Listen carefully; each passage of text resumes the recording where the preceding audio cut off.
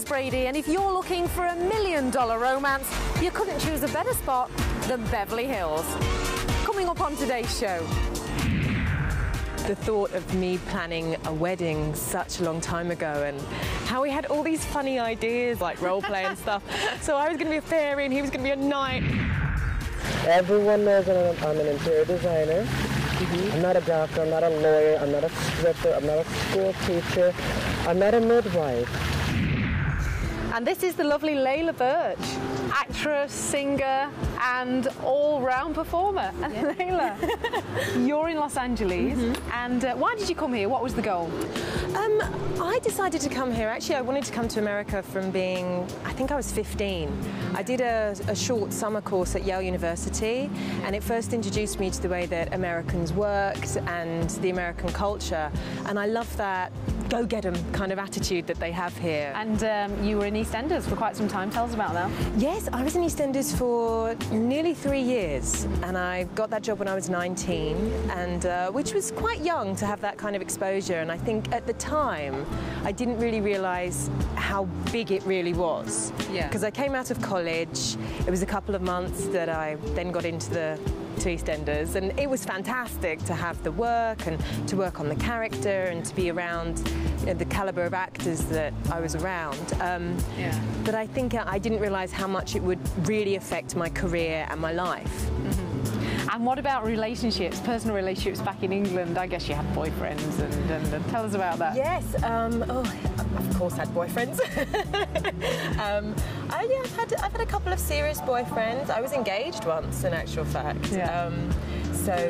But we broke off our engagement. It was a mutual thing. Right. But it was quite funny in it talking about obviously weddings and everything, as this program does.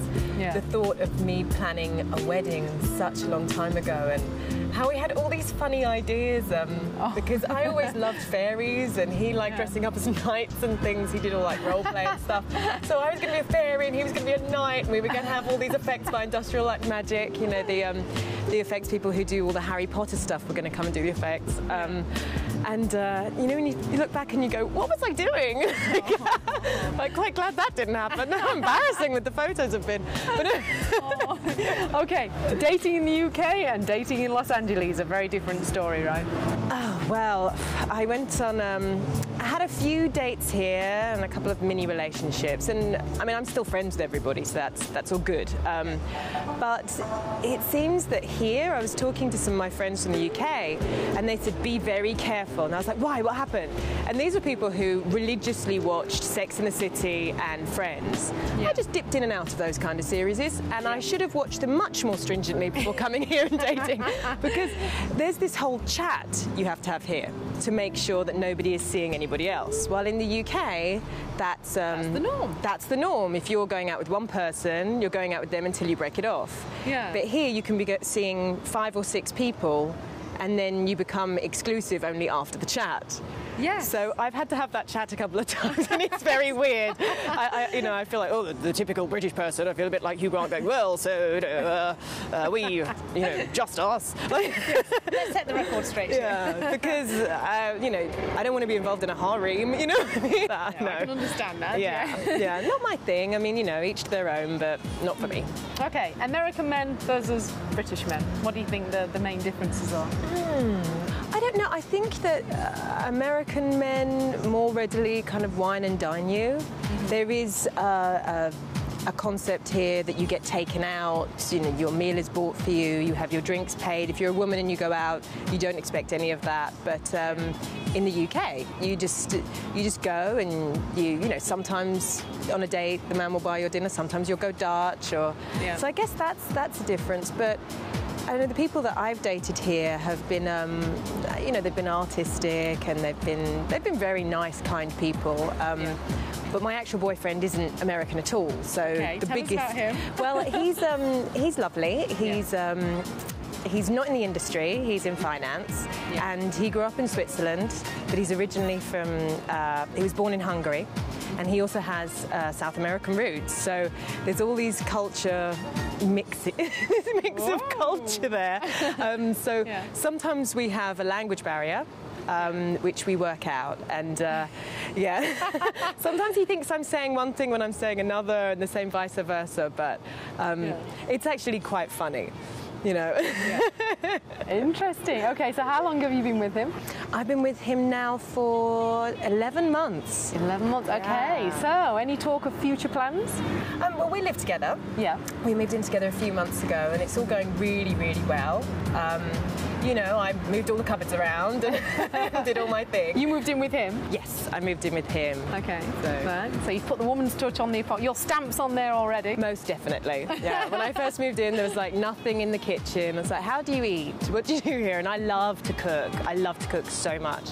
Yeah. That's why I love to cook, and I love to go down the gym, because if you want to eat the way I eat, then you have to go work it off, you know. Yeah, so, and he loves to eat, so perfect couple. Right. I cook, he eats. I like it. You've got it all sorted. Yeah. Do you ever have that chat with him about kind of weddings or? Well, we've talked about the future, you know, in a kind of broad way, but we haven't been like, oh, in 1 year's time we will, you know, get married, or we will, you know, have kids or anything like that. But it's going really, really well, and I think if it carries on, you know, I don't see any reason for us to break up. So. But you never know, do you? I mean, been engaged before. Whoopsie. Who do you think should bring up that chat? Do you think it's the woman's role or the man's role, or just whoever's the more outgoing? I think it should be the man. Yeah. Just because I'm quite a romantic person, and I like that tradition of it being the man who gets down on one knee and has the ring and makes that commitment. I think maybe a woman makes that commitment earlier anyway, so it's nice to hear it from the man. Yeah. You know? I like it, yeah. I'm with you on that one. Okay, so life here in LA is going great, and what are you doing day to day, and where's your goals, and where can we see you here in LA? Well, I've filmed 2 pilots, which I'm quite excited about. I went and did some voiceover stuff for one of the pilots last week, because they made a little trailer to pitch it to lots of different networks, and that has actually 2 named American actors in it. One is Sean Patrick Flannery, and he was the young Indiana Jones in the series. Yeah, so that's really excellent. He's one of the actors in it. And it's about a group of friends, and these 2 guys who are always trying to get women but are just a disaster at it. Okay. And we're always like the 2 friends going, what? Another pilot called No Talent Required, which is actually written by some British actors out here. And I have a nice cameo in it. My character actually dies really right at the beginning, but it doesn't spoil it, because that's the whole reason why they come to LA and try things out. You look terrific, and you know, you've got a lot of energy, and it's going really well for you here. So thank you for sharing your love, lifestyle and romantic thoughts with us. Thank you very much. Thank you. And another one, living the high life in Los Angeles. We still have plenty more to come from the stars on today's show. You don't date these whores, hookers, and tramps, and hustlers, and gigolos. You need to go to Mississippi and find yourself a little friend, get to know them for a year or 2, and then you guys can move here and be in La La Land.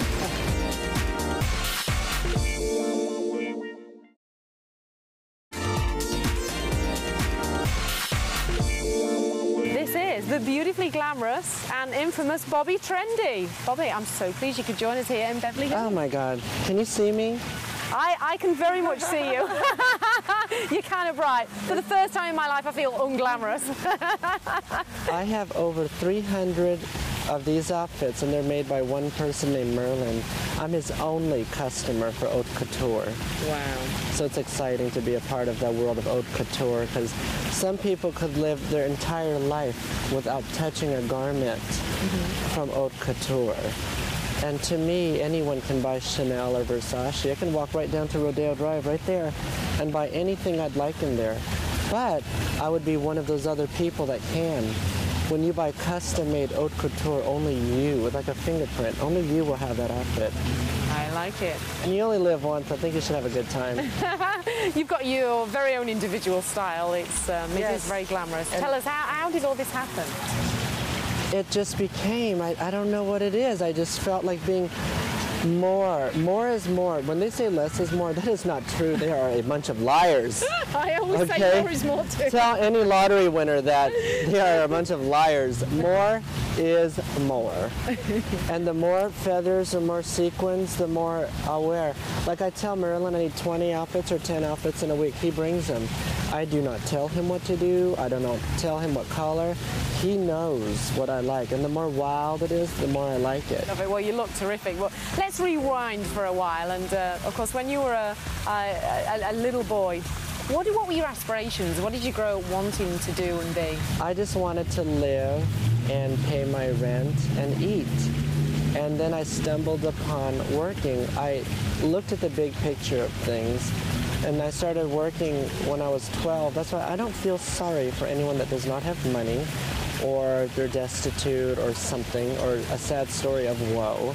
Because here, in America at least, you are allowed to choose what you want to do with your life.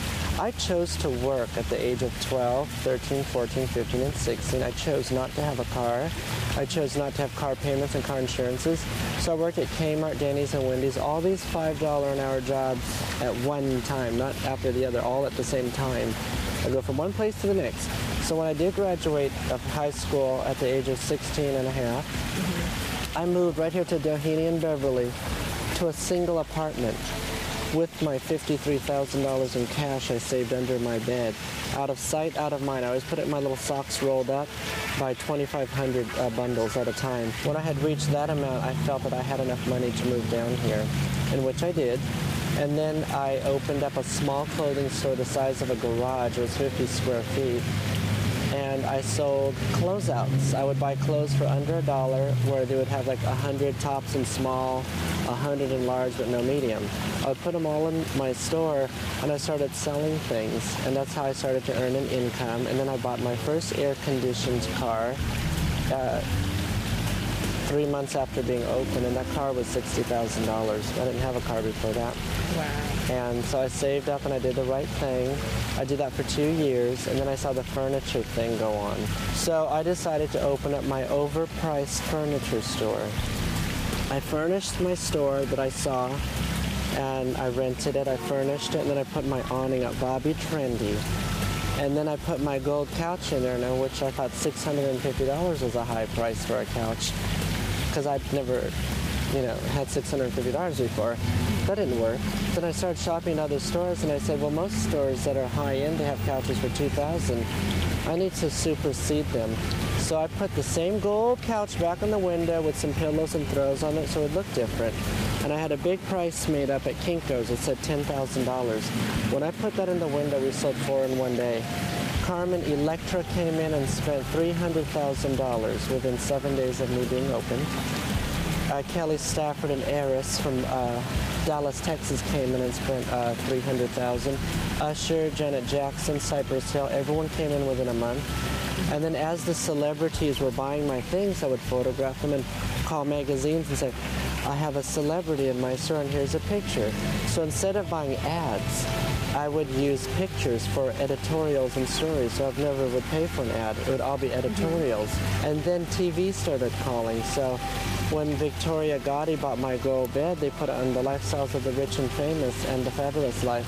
So then all the rich people were coming from here to Palm Beach for my gold bed, in which the window displayed a price of $100,000. Wow. The store down the street came in and said, oh, we have the same bed for $1,500, but yours is just spray painted and gold leafed. And they said, how can you charge that for that bed?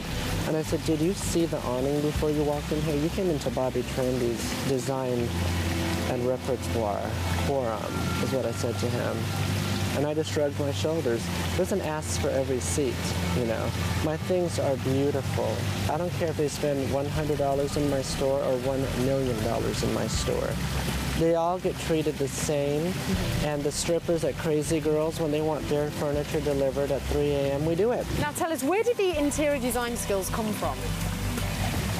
People wonder all the time, where did my magnificent skill in interior design come from? It came from my little mind.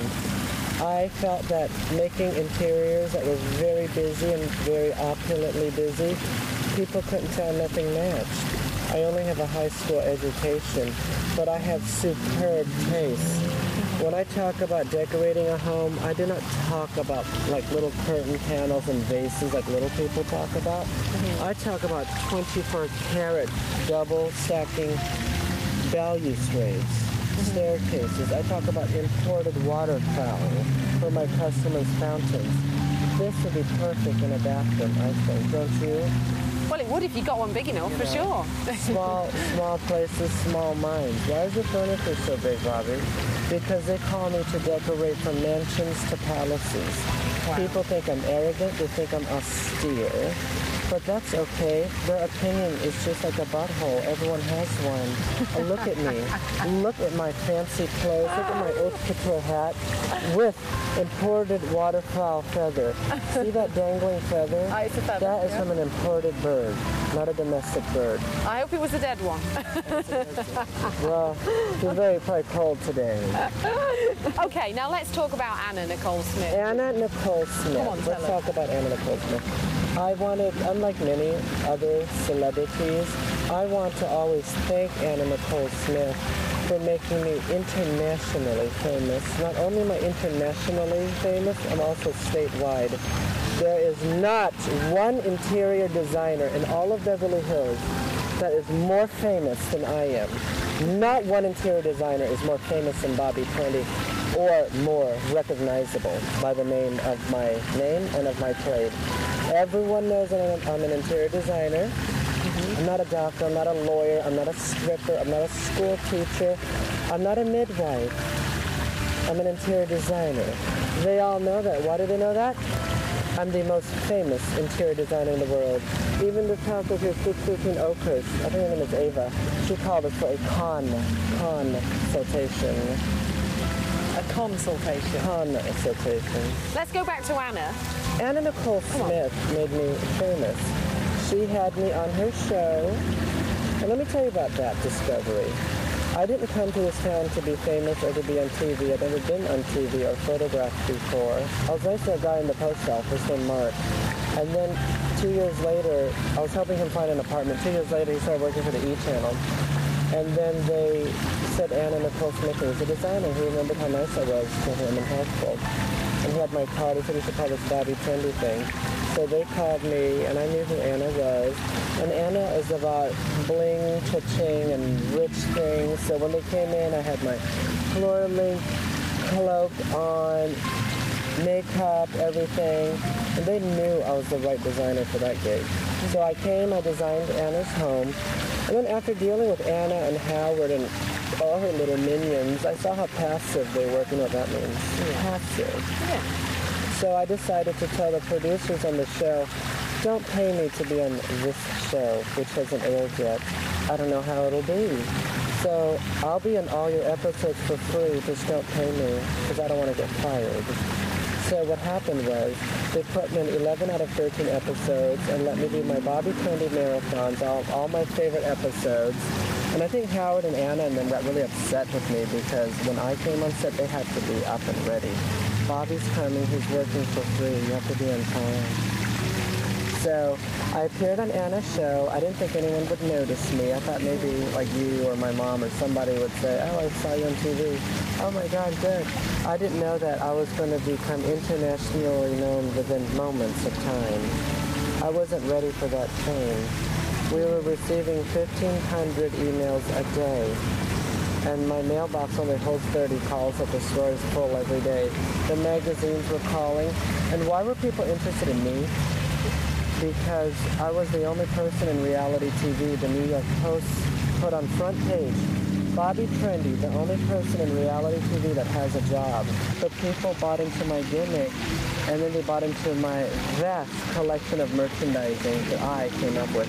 Anna then didn't want to do merchandising. I did. What was your relationship with Anna like? You were very close. Anna was so wonderful to me. She listened to every word that came out of these freshly siliconed lips. She just ate things out of my hand like candy. She paid me whenever I asked to be paid. There was not one time See, people might think she's white trash or whatever, but she knew, and she was very classy. When it was time to pay me, she would go over to her little purse and take out her checkbook and pay me.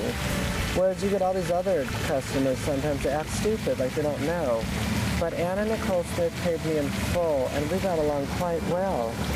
Howard was very bitter and upset because he wanted to be either me or Anna. He didn't understand the world of Summer. Some are going to make it and some are not, darling. I'll tell you what we'll talk about, dating in LA. Tell us. Dating. Let me tell you about dating. What do you think about dating? Heart. To me, a date is something on a calendar. You don't date these whores, hookers, and tramps, and hustlers, and gigolos. They all want to get in your business. They all want to see what you can get them. You need to go to Mississippi, to Meridian, Mississippi, or some little small hick town somewhere. Find yourself a little friend. Get to know them for a year or two, and then you guys can move here and be in La La Land. Because these liars, cheats, and charlatans, I've seen them all. I have yet to find anyone close to this amusement park called Bobby Trendy. I am America's leading paragon of style and ultimate cultural immortality. I'm back. Wow! Oh my lord! I am back. That's quite a show-stopping outfit you're donning there. Can you see me still? I can barely see you, yes. Would it be fair to say you like to make an entrance? Yes, a big one. Okay, now we were talking about dating and relationships. I don't date. I'm not one for don't date. So what do you do for relationships and sex? I don't. Like my friend said to me, I date the bank and have relationships with my customers. I don't know. I'm too into myself. I've never met a mirror I didn't like. You know, when I was in high school, I didn't even know I had classmates. I thought I was just sitting there alone. Some people are very needy. They need that emotional support, sometimes financial support, sometimes both. Or they just want someone to grow old with. First of all, I am too young. Like, I couldn't believe I told this 50-year-old man yesterday. He's talking about, oh, my mother just died, my dad just died. Who's going to be around when I'm old? And I'm like, well, you're not dead yet. You're only 50 years old, you know, so I wouldn't worry about that then. Hopefully you can afford a maid and she'll sit there and help you out of bed. Weddings. What would you wear if you were going to a wedding? If I was going to a wedding, I probably would wear either black, all black and a veil, or all red and a red veil, so that I can draw the most attention, because I would definitely want the bride to know that I am here to support her. Bobby, thank you so much. This has been a real insight into your fabulous shoulder-padded world. I mean, I'm absolutely bowled over. Thank you. Did you see the back of this outfit? Wow, it's a huge bow. That's really amazing. Isn't it visually stimulating? It's incredible. I am totally stimulated. When I saw this on my body today, I almost had twins. I almost had a bowel movement. Oh, the glamour. Join us next time for plenty more showbiz stars on $1 Million Romance.